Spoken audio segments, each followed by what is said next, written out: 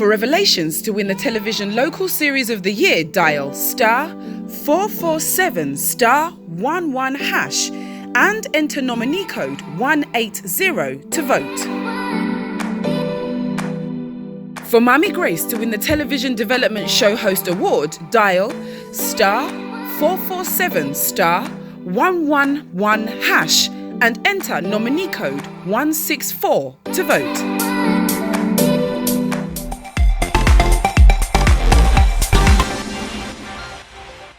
Anopemi de asomdwe a efiri osoro e de bebo pinu baabi a wo bia megidi se woni wo fie nyinara eti asenta kire madam abodwo moje di mumu afrisane na awurade ate nanim nsoso e de akire mu makramofo nyina akwa aba abosomfo nyina abayifo akonfo ne nsamanfo nyina memamo akwaba me de asomdwe a ebura asomdwe nyina so ena me di bowura wo fie honomo edin a meje so a de Mami Grace utimi frɛ me adom an kwasiada anapa bia na me ne wo abetwetwe nkommo e wo fie honomo ye nyina ye nyasuahunu efiri asam a ye chemu sanse nyansa ene nimde eni nipa baakofo etirimu wo ka bi na me ka bi ne yetietie ye hono eno ena ma ye tumpon ne yetena so asomdwem ebiom anapa me mawa ache e mawa ha e mawa dwo baby a wo bia ne emre bia abo wo ho bia me invite you e de ba enkomo twetwe a ye betwetwe ena no peyi emu ebio me mo akwaba ende e de asem ne ye ka voices ho asem voices ana so say kasa ene a eda onipa biara eminimu ana ewo nipa bia enum eye ade a esombu yie ewo awurade enim bibia ewo ne voice ana bibia ewo ne Bible say ye wo ni bebre ne wo wiase mu ye wo bronsam ne wo ho ene ye wo enipa nsoso ne na nso se mu bia ni we betimi age nkwa age awurade ene nkwa ye wo asuo ene se nsuo etene a ye wo ne epo ewo ne sebe emoampo ewo mo ne odwan ewo ne na kraman ewo ne na sebe nantwie ni osono ensoso ewo mo ne ene yade a ehu hie yie kasa yade a esombo eyie Bible kan se onyankopon enim ne ma ene na ne ma nsoso enim ne ane nti wonne na eda wanumu a na eda wo minimu no ede ebe na wo de ye se ye wo akwala na se onkasa ya na onsun ya na eya asem kese ai obian so ede eda soronko TV a wo hwe nipa bebre ekasa wo so nanso wo teme ne na wo dem onim se ye Mami Grace e na ekasa wo tie radio a wo hu nipa nanim nanso nipa ne kasa wi a oboni dinti wo tene ne the next time a wonim ne akwala bia wo dem na ne papa frɛ na onim ne papa nde akwala bia wo dem na ne maame frɛ na onim ne maame nde oba bia nim ne kunu ne kunu bia nso enim ne yere ene obiara ewo ene ewo nimu ada wo bewu no na wo ne asa adentia e kire se ene nso gina ho de ma enkwa egina ho ema enipa su sebe yesi nyansa wo nipa tirimu eni wo nipa tirimu ade a ede tumi ni nyansa na ede nante eye kasa Bible say wo betimi achechire horse ede aboho na so tekrema ketwa na ewo ye numu no wontimi enchechire emfa amboho afei so no o se tekrema eda ye numu yi ana ene a ewo ye numu ana kasa ye ka no eniama ebetimi asai ne echen eja atokwa yemu na chese kasa ya ade a ehu ehie yie na esombu yie ewo nipa abrabo mu obi hu betimi ayefe ne kasa atantantan ontumi ni nipa entena ede be nkasa ena ya awoka.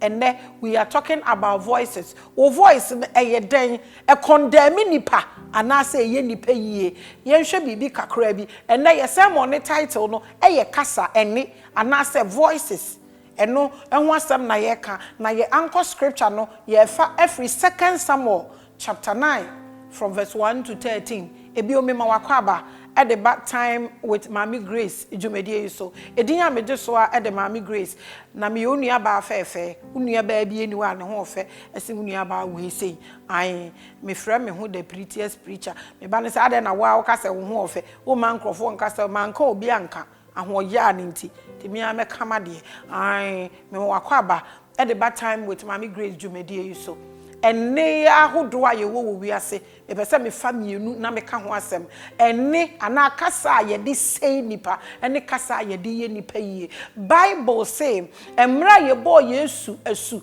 e wo asu bonten Jordan mu no e buburo firi soro besi ni tire so na Bible say enne kase bi firi soro e kasa ye se wei ni me doba a e so mani na cho so Onyankopon kra e wo voice Bible say Onyankopon enne te se asuo bebre ne na Bible say Samuel eda ye no o te se eni bi frɛ no na ɔkɔ ne master no emprensa so na ne master no ka kyɛn se wote ni bi mu a kasa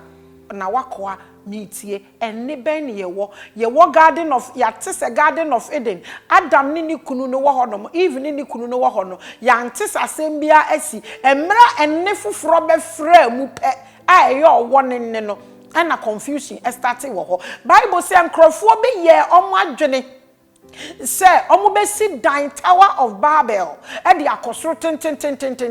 Bible say na omo kakasakoro na adwuma na omo ye ne na ekoso na Nyankopon tena asoro ho no se hwede nkrofo ye me de confusion kase be si omo ntam na obi abeka kasa soronko na so obi e kakasa soronko a omo ntumi ensi edan na omo si na kire se kasakoro ana adwene anko bankro mu amfa kasakoro amba entimi mfa asomdwe amba asomdwe amba nso na kire se enkoso entimi mba entimi bisa o kasa ben na ya wo ka wo ebusuanim kasa ben na ya wo ka kire nkunu kasa ben na ya wo ka kire wo yere yete he ya ye ka asemi ye wo bi asemi wo ho obi aka kire wa ache enso asem na nya de wo wura afi da asem no eda wakomam ebi kratimi ka se jaimane nka de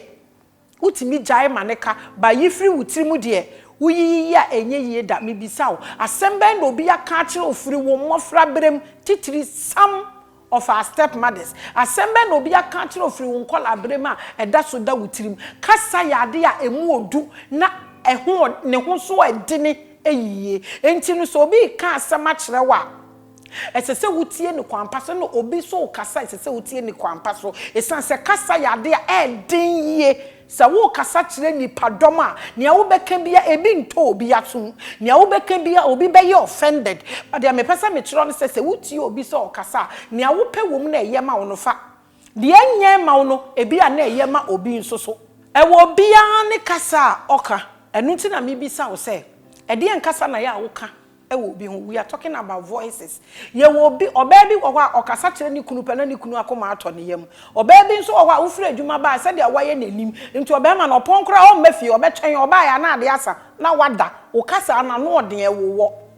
me bi sase den na wo ka papa bi ne me di nkomo o se maami Grace me ya kwala na me maami me stepmother ka cha me se me ho bon o ka asam ne kire me saa enne manyini metimi atopa afim bi a me wo but e wo ho na e be si mitirima na ye me se me ho bon e de nkasa na waka kire obi ye wo nkrofo bi ase ye bie phone lines se a obehu nkrofo a ebinum aka asam a kire omo a asam ne tie omo akoma mu a tie omo adwene mu asem ba ko obi kan ye wa ye traumatized David kan asam we bi Goliath e ka asem we bi kire David o se me se mo mfa nipa mbreme a mo de kraman e na de abreme ye we bi no mo ho a omo kasa omo be ka na be ma wo feel useless obi betimi aka asem bi a ebe ma wa ye vulnerable asem ne touch out like okay asem ne pe na wo feel say wo de wo so eni faso bia and then we are talking about voices ye anchor scripture no e ye 2 Samuel chapter 9 from verse 1 to 13 na mamin lay the premises of this sermon na ye ntoa so na papa bi wo hono ma ye friend so yo hene boni no yo hene boni pa wo yo hene na wutie mi a ma enye so wate mesre wa wada roma hwemanim na da ne suba ma enye po so kuku nipa bebre nti so lasefo na ko atete ni amanie mu enti Bible say me ma remfi ya ye sermon we enche bia Jonathan any David Jonathan ete transition ase no ni David ya pam na David be di hene esa odo a Jonathan yi kire David nti no ne wa pam na yekun so lasefo nyina na so na ba ko a eye Jonathan ba a ye friend Mephibosheth no obi si oye ne papa na ode na dwane na esi ni bi fa no na ode na eko na o drop no na Jonathan na nyina bubu ye na ye de Jonathan kwa kura bi ase na Saul ewu na Jonathan ewu na busua ni nyina ase ahye na dakuru bi de David sore ye no se aso bi wo Jonathan fie meye na doya na esai apam me ni Jonathan wonti na oka asa no na nkrofo wo wa ahemfie ho no esi akwada da bi ewo fie ha ye frɛ ni Ziba enti no David sɛ ne mo nkɔfrɛ Ziba amfambrɛ me asɛm wei ene ye ba bɛka apam ewo ho ene sɛ dia ye te transition ase wote transition ase ebia na ne awo ye no esunsunso anso amba wo so na aba wo ba so de bia me ka asem wei me sese wo kɔwia sika de sidan na wu na de beja wo banko ade ene enumi bia nso a wo kɔfa sika na edi akire ba ye no wo de sa anumi ni beja wo ba enu nti na obra wo bɔ no ese wo hwe ne yie eya nkrofo ka asem kyerɛ me ani mbe yi anu enkyerɛ sɛ me ma no akasa eni menum ana ma no wei na esi aye ensoyi ni metimi akawo ama wunya wo anu eduro wo bewu nanso mabrabo nya me nko ame de ya eye me madea wo di me followers edi machi nyina so eye part of it nti se me pese me gu me ho anim ase ese me consider adwuma me de ato me ho so ese me consider me ma ese me consider omo di machi ese me consider me workers ese me consider omo hye me so ebo mabrabo obi oban mi odi obuo ma me biara ese se me consider no empanimfo a omo tumefo ahemfo a me nim omo na nam TV so na mehu omo nyina se me ye bibi ese se me consider omo na me consider omo nyina wi ese me consider me coconut head so enu nti na ya me misbehave enkyere se de awo kan me ntimi yiwa no metimi yiwa no blue metimi ni we hia anadwo no mienu mema wa dere anadwo na to ofa ebokota tufo ana mabe hia wo ho na mama 15 minutes match na wi a wankasa wa calculate ya hwese ono balance be balance ya but eniama bi nti ene yakan ya no e de yatum 2 Samuel chapter 9 from verse 1 to 30 and I read. Now David said, is there still anyone who is left of the house of Saul that I may show him kindness for Jonathan's sake? David na sorry. Inti me pese wo hwe we voice ba ko nie. Voice bi a sorry. Na akai odo bi a ebusua bi akire. No mo pese on show mo na mu nti o se onim se ebusua na se ahye. And so was sorry, bisa or suche, obi wakwa obetimi achire no adoya na okan ye pe. And I read verse 2. And there was a servant of the house of Saul, whose name was Ziba. So when they had called him to David, the king said to him, are you Ziba? Yes, na akuebi. Yedi ka David voice. Or say obi wo Jonathan fie. Me metimi akire na doye isa apama me ni Jonathan ye nti another person so wo fie ho nti no wo hwe me ana de ho ato sa nkrofo ba bia wo bi long no fa wo ho to eno mo si akoa bi e wo fie ha oye Saul a oye Mephibosheth ne nana na akoa bi wo fie ho enti no omo nkofre ne bro omo de ne ba na David bi sa ne say are you Ziba? He said, at your service or si owura eyemea me besom ye won krofo ni bi wo honom a omo ye nkoa wo wiase na yetim ditu sa message we na me pese asofo ne ka kire members na omo te dem ho no hwe ebi mu ye nkoa naturally you ebi num ye wo omo sa omo ye nkoa ene ye wo ebi num so omo ye adehye enu nti na Bible say adehye ene namfom ene nkoa etete aponko so ye nyina ye nye peda yet is satia and satia nyina nyepe e wo wiase sa wo gye sa ade we tuma e be ma abrabo aye easy ama akoa bi a wache wo fie ho e na David afre no ebisa ni o se wo na wo ye Ziba na na o se hwen me na me ye Ziba me be som. Then the king said, is there not still someone of the house of Saul to whom I may show the kindness of God? And Jonathan who is lame in his feet? Or say, ofre akwa na chewu fie wo ye won krofo bi wo ha omu fi kromu ho na nso omu ni me ho nsem na na se omu si omu kotu ayifu yi budumbura amfu yi omu si omu nko she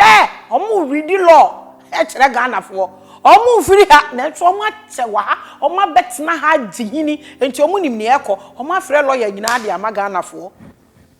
ebi ni Ziba say David say enti obi enka wo fie ha wo de wo yakọ a wo fie ha te enti wonim bibia obi enka wo fie ha no ma metimi a kire na doya na obisa Ziba ohene na bisa Ziba say obi ni ho o ma na no so ape o say aka Mephibosheth oyo bubuani aka Mephibosheth oye bubuani akoa wa bafie na wunim se ekuro ni wura efie ni wura nipa ba ko aka wunim so ye yarefo wankae no obi akae no so a wo begu nanim ase ye wonkrofo senya wo omo nkrofo besom omo afa bibia afa omo nkae nipa da na so onyame hu ne mobo na omo obi kae no so a na evil testimonies wo pa asori dem ha yeti ma MPM say ababa we oto nwumo ye bebo na ba so beti testimonies sem free Ziba David ho amba be free Ziba ho aba Ziba wo abusua bi emu David wo abusua bi emu Ziba wo kro bi emu Ziba wo abusua bi emu Ziba wo kro bi adwuma bi emu David wo adwuma bi emu asem ye bi nie akoa wo wa beti na obi fie na unim so de hie bi ho akoka o se de aka wo ho no krampo no yo bi a ne nan abubu odofo wo be ware papa ina anim so wo ba wo na wo be ware om ade na sese ne mba wo mpese papa be hwe ne mba sa asem we ya na mebisa wo in fact ene mama minja bisade aware pa e betwamu ana mebisa wo aware e betwamu ana abrantie bi po ba bi aware no oye obi oye hard working ababa wa ne mpe no ope obi kunu ono so ko ware on pese obi ba bedi ni kunu achi aware e betwamu ana okoto obi die so 1000 na se nipa no wo sika e okay man sika no so sasese obi firi ho obi aware ne papa size enye bone e ho na wani gie wo na sese se de aware e ko true turbulence aware e beduru ba bi e betwamu ana e mbaba wa na aba ne bi sese omo ye IVF omo pemba o first na nka mema na yusu ma sese wudi agroba bi be sample bibisa o mum ye hwe aware e betwamu ana ekwo bi ni ndwuma o ye say if you know then I no go sample you aya minim to anka meto ama obi akai obi ane nan ya bubu o se o ebi wo hoso ne nan ya bubu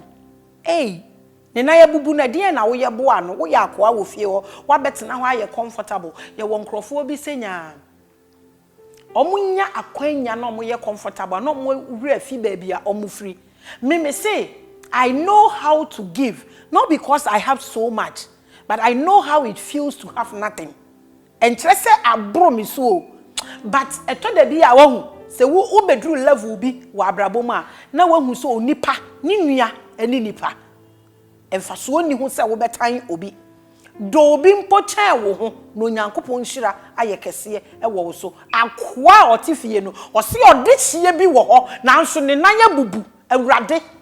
And obi a o hwa me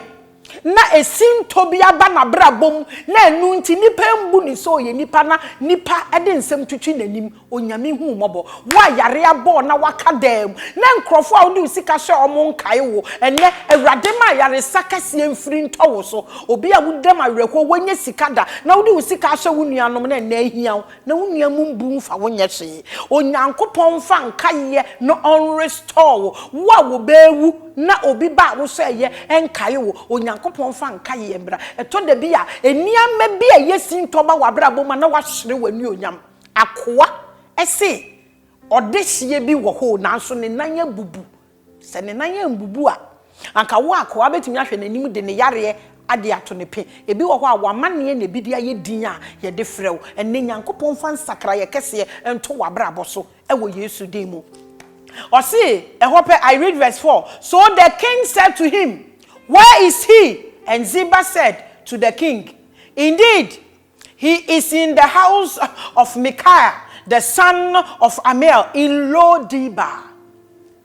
One or a very wicked man, Ziba.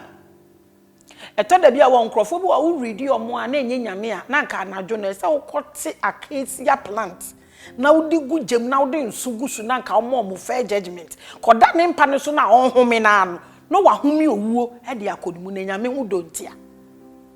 onim ba bia ko ayiwo na japade omo jap abusunya so le japade nyinara abedi akwa yi ho na o enjoy enti onkai Mephibosheth onim se Mephibosheth wo ho onim so ye bubuafo onim se owo Lodiba. Bible describing Lodiba say a rejected village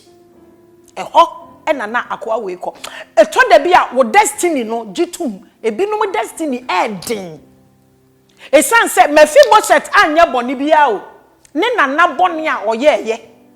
na obi so koye ne papa na odi ni dwane no ono so ko drop in ma ne na bubu ye wo Mephibosheth se oye bubuafo eto da bia wo nana mistakes bi eto da bia wo maami mistakes bi eto da bia mbuwe bi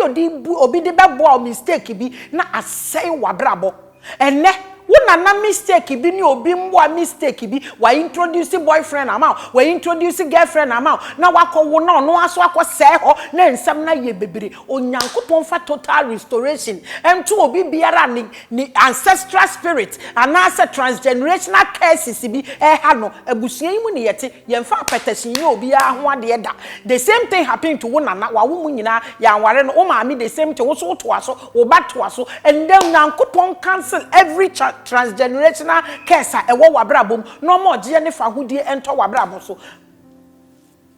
Ziba onimba bia Mephibosheth wo wickedness odi aduane akoma ne da hwan na wonim na mane na wo solution na waka woto adwem enne nyame ma wo yem hwie na obi ayi edi a wamene ne empie mfiri wo yem ne nipa ne de ne ho ye wo nkrofo bi wo ho a omunwu ya wo ho nto Isaiah ne Hosea nyina na omo ya ahemfo ya asofo na so Isaiah kan se Hosea wu ye pe na minya minhira nkrofo ni bi wo ensese omutumi tene wiase omo kasa se nipa abrabo. I read verse 5. Then the king said to him, where is he? And Ziba said, watch any baby or I read verse 5. The king David sent and brought him out of the house of Micaiah, the son of Amiel, from Lodiba. Obi wa hwa ne numu kasa be kwa koyiwe firi amaniem.